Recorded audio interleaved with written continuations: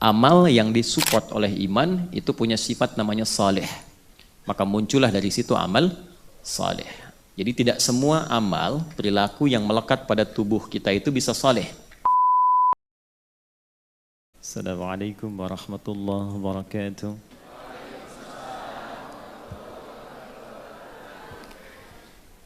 Alhamdulillahilladzi allafa baina qulubina fa asbahna bi ni'matihi ikhwana. Segala puji bagi Allah Subhanahu wa taala yang melembutkan hati kita insan-insan beriman sehingga dengan kelembutan itu kita menjadi bersaudara. Wassalatu wassalamu ala Rasulillahilladzi bittiba'i sunnatihi syarifati asbahna lil muttaqina imama. Salawat dan salam semoga senantiasa tercurah pada Rasulullah sallallahu alaihi wasallam yang dengan syafaat beliau, dengan petunjuk beliau dan mengikuti sunnah beliau yang mulia, insyaallah kita menjadi di antara orang-orang bertakwa yang unggul di hadapan Allah Subhanahu wa taala. Fa salawatullahi alaihi wa salamuhu tam wa ala alihi wa sahbihi wa dhurriyyatihi wa ummatihi ila yaumil mi'ad alladhi huwa amama wa ba'd. فيا عباد الله أوصي نفسي وإياكم بتقوى الله فقد فاز المتقون فلا تموتن إلا وأنتم مسلمون فقال تعالى يا أيها الذين آمنوا اتقوا الله حق تقاته ولا تموتن إلا وأنتم مسلمون. Jemaah sekalian, saudara-saudariku, alhamdulillah kita kembali diberikan kesempatan oleh Allah Subhanahu wa taala untuk berkehidupan sampai dengan detik ini. Dan kita bersyukur di antara sekian yang hidup, kita masih diberi kekuatan untuk berislam.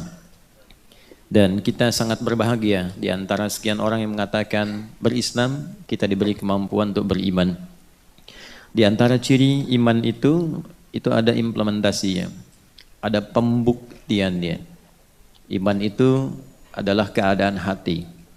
Segala yang sampai ke hati itu butuh pembuktian. Karena itulah ketika ada seseorang mengklaim beriman di era Nabi sallallahu alaihi wasallam, maka turunlah ayat dari Allah Subhanahu wa taala untuk memberikan penjelasan standar iman. Itu ada di Al-Qur'an surah ke-49 di ayat yang ke-14. Qalatil a'rabu amanna qul lam tu'minu walakin qulu aslamna walamma yadkhulul imanu fi qulubikum. Ada segelintir Arab Baduy datang pada Nabi sallallahu alaihi wasallam kemudian berkata, kami pun telah beriman. Lantas Allah menurunkan ayat dan menegaskan, lam tu'minu, kalian belum beriman yang sejati, tapi katakanlah kalian baru berislam sementara imannya belum sampai kepada hatinya. Jadi iman itu perkara hati. Untuk itu tidak boleh kita menghukumi segala hal yang terkait di hati dan hanya menghukumi perilaku, sikap zahir. Ya, karena itulah kemudian yang di hati itu butuh pembuktian. Untuk membuktikan itu, maka dimintalah oleh Allah membuktikan iman lewat perilaku. Perilaku disebut dengan amal. Amal yang disupport oleh iman itu punya sifat namanya saleh. Maka muncullah dari situ amal saleh. Jadi tidak semua amal, perilaku yang melekat pada tubuh kita itu bisa saleh. Misal begini, amalnya mata itu apa? Melihat. Apakah setiap yang melihat itu pandangannya saleh? Belum tentu. Kapan menjadi saleh? Ketika pandangan itu dikontrol oleh iman. Karena itulah ketika Allah menerangkan di Quran surah Cahaya, surah An-Nur. Saya harus jelas sebutkan ini. Surah An-Nur, ya. Ayat ke-30 sampai 31. Itu imannya dulu. Qul lil mu'minina yaghuddu min absarihim. Katakan pada pria-pria yang masih merasa memiliki iman. Pada para pemilik iman, yaghuddu min absarihim. Maka imannya akan memberikan petunjuk kepada pandangannya, kepada matanya. Apa yang harus dilihat? Jika yang dilihat itu tidak sesuai dengan standar iman, maka iman akan membimbing pandangannya untuk dipalingkan. Ghaddul basar. Nah, ghaddul basar itu memandang sesuatu yang kemudian dipalingkan karena tidak sesuai dengan standar imannya. Contoh, perilakunya lisan itu apa? Berbicara kan? Lisan itu kan untuk berkata, ya kan? Fungsinya lisan untuk berkata. Nah, itu standar. Kalau sudah disupport oleh iman, amal lisan bertutur berkata. Ketika iman membimbing amal lisan untuk bisa menjadi saleh, maka oleh Allah dibuka dengan kalimat iman dulu. Ya ayyuhalladzina amanu. Imannya dulu. La yashar qaumin qaum. Maka lisan orang beriman akan dibimbing oleh Allah melalui imannya untuk tidak digunakan pada tutur yang menyalahi ketentuan Allah lewat imannya. Misal mencela, la yaghtab ba'dukum ba'dha, kan? Gibah, bikin hoax. Didetilkan oleh Nabi, man kana yu'minu billahi wal yaumil akhir falyakul khairan au liyasmut. Siapa yang masih merasa punya iman dan dia meyakini akan kembali kepada Allah dihisab di hari kiamat, maka iman itu akan ia gunakan membimbing lisannya berkata yang baik saja. Tak mampu dia lakukan, maka iman itu akan mengontrol lisannya untuk diam sampai ke ujung kaki. Nah, ini ketika amal dibimbing oleh iman, amalnya menjadi amal soleh, perbuatannya ibadah. Jadi ibadah itu tidak sekedar yang ritual. Ritual tuh kayak sholat, kan ibadah. Ya, puasa itu ibadah. Karena itu sholat pun dibuka pakai iman. Alladzina yu'minuna bil ghaibi wa yuqimunas shalah. Dan disebut dengan iman. Sholat itu nama lainnya iman. Wa ma kana Allahu liyudhi'a imanakum. Itu di Al-Baqarah ayat 143. Puasa dibuka dengan iman. Ya ayyuhalladzina amanu kutiba alaikumus syiyam kama kutiba alal ladzina min qablikum la'allakum tattaqun. Nah, jadi ibadah itu tidak hanya ritual.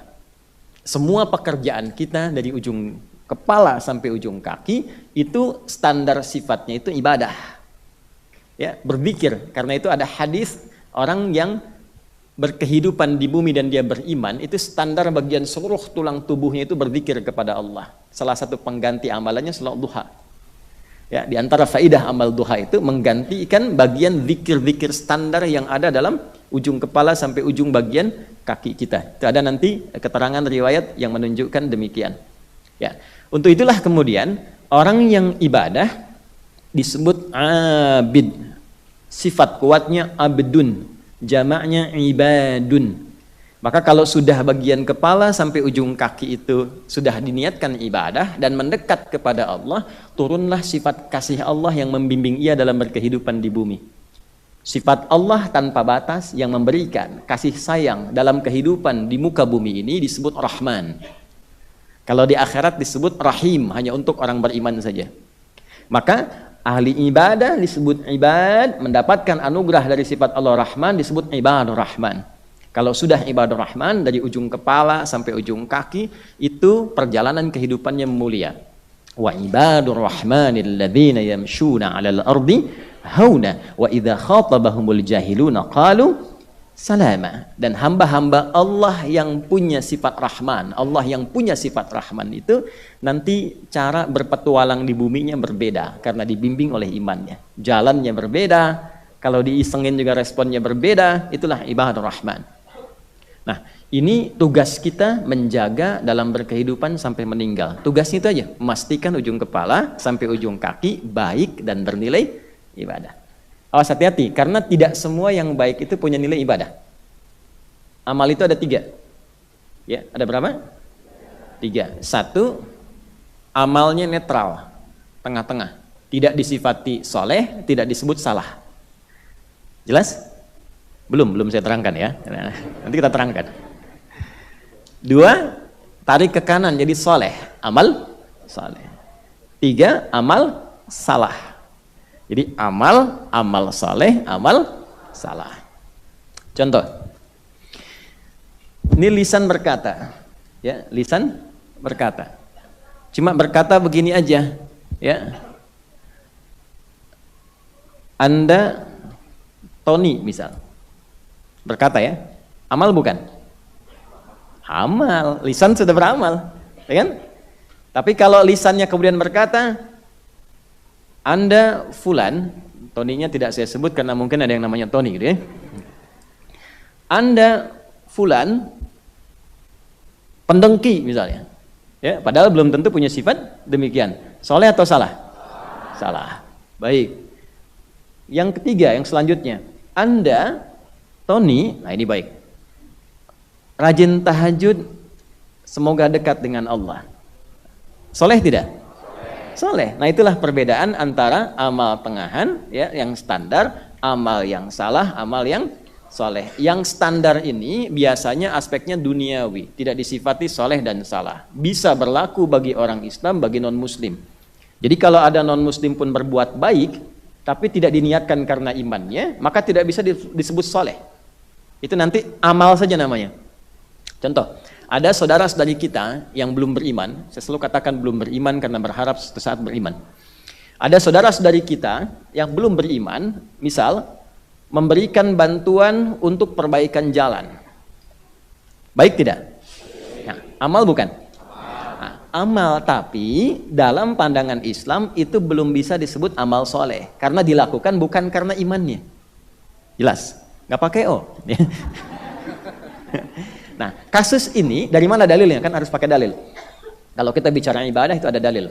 Kasus ini pernah diantaranya terjadi di era Nabi ketika Sayyidah Aisyah radhiyallahu taala anha berkonsultasi pada Rasulullah SAW tentang seseorang yang belum beriman, ya kan? Tapi dia punya sifat baik berbagi.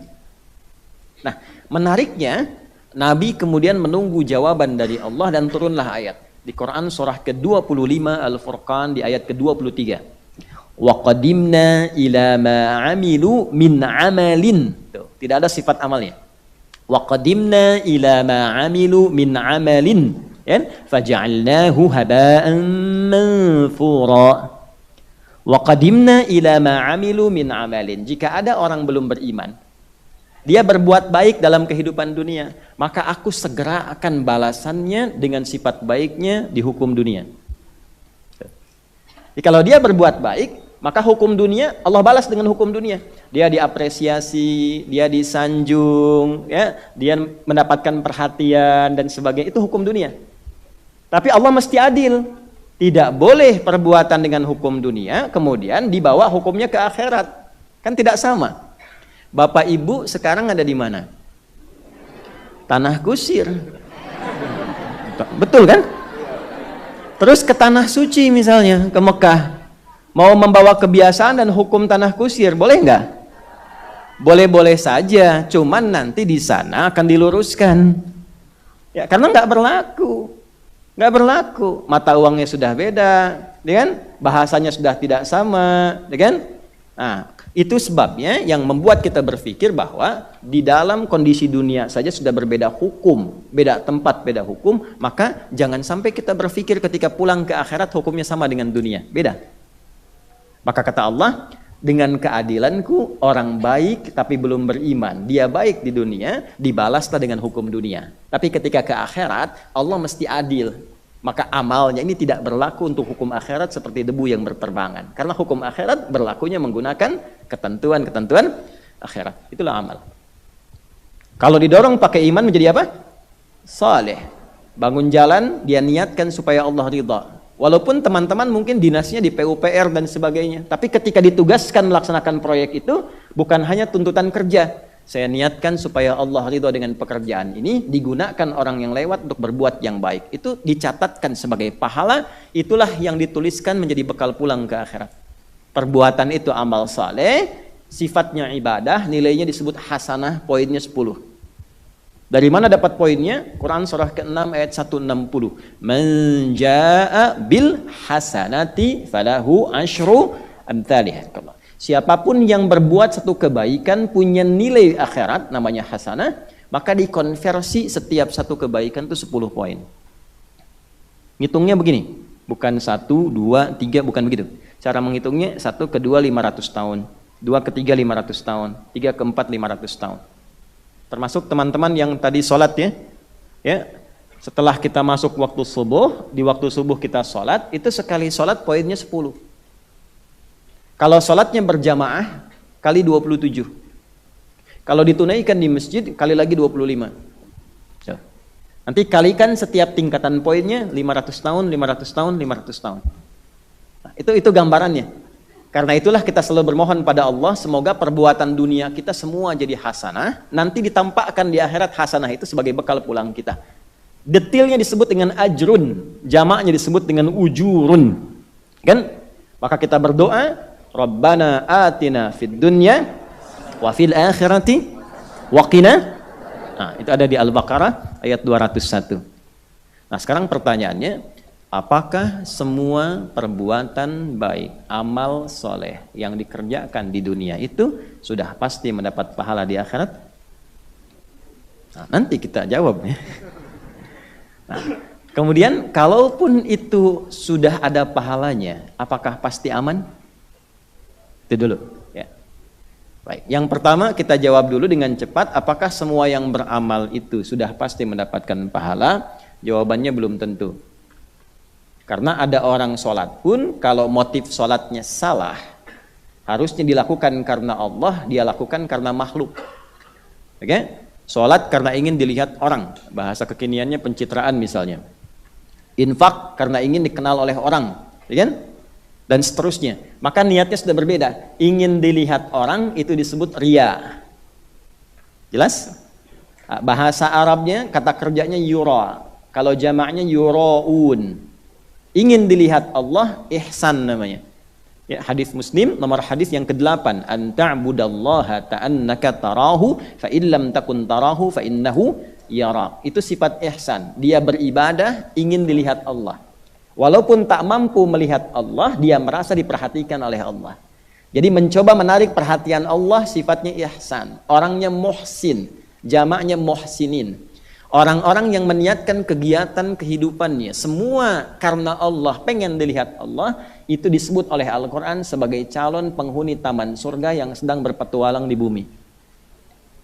Saya punya ada beberapa rangkaian ayat favorit itu di Quran surah 51 ayat 15 sampai 23. Ya, innal muttaqina fi jannati wa 'uyun akhidhina ma atahum rabbuhum innahum kanu qabla dzalika muhsinin. Ya, sungguh ada sebagian golongan orang takwa itu sedang berpetualang di bumi, nanti saat pulangnya akan masuk ke taman surga, lewat taman surga dengan segala keindahannya. Orang-orang ini punya sifat ihsan saat di dunia.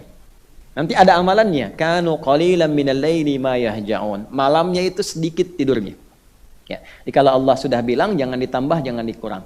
Kalau kata Allah sedikit tidur, ibu jangan tambah, sedikit-sedikit tidur. Oke. Wabil asharihum yastaghfirun. Tuh kalau pengen jadi insyaallah calon penghuni taman surga yang berpetualang di bumi, nah itu amalan satunya rajin tahajud. Kedua, wabil asharihum yastaghfirun, rajin istighfar menjelang subuh. Latihan. Ya. Wa fi amwalihim haqqul lisaili wal mahrum, senang sedekah, berbagi. Ya. Wa fil ardi ayatul lil muqinin wa fi anfusikum afala tubsirun. Jadi dan dia memahami dirinya itu ada tanda-tanda penciptaan dari Allah. Maksudnya dipakai bagian kelengkapan dirinya hanya untuk ibadah karena Allah. Dia tahu telinga ini ciptaan Allah. Maka dia gunakan telinga untuk mendengar yang disenangi oleh Allah. Dia tahu tangan ini ciptaan Allah. Maka dia ingin gunakan tangan pada segala hal yang Allah kehendaki.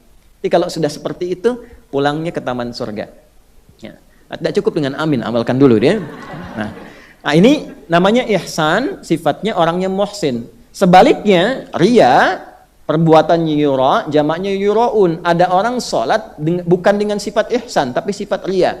Maka menjadi masalah.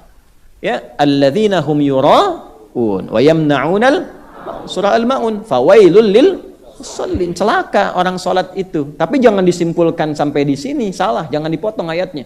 Ya, jangan dipotong. Nih, problemnya sekarang banyak yang potong ayat. Ya, sekarang ini selain potong video ini potong ayat. Jadi repot nih.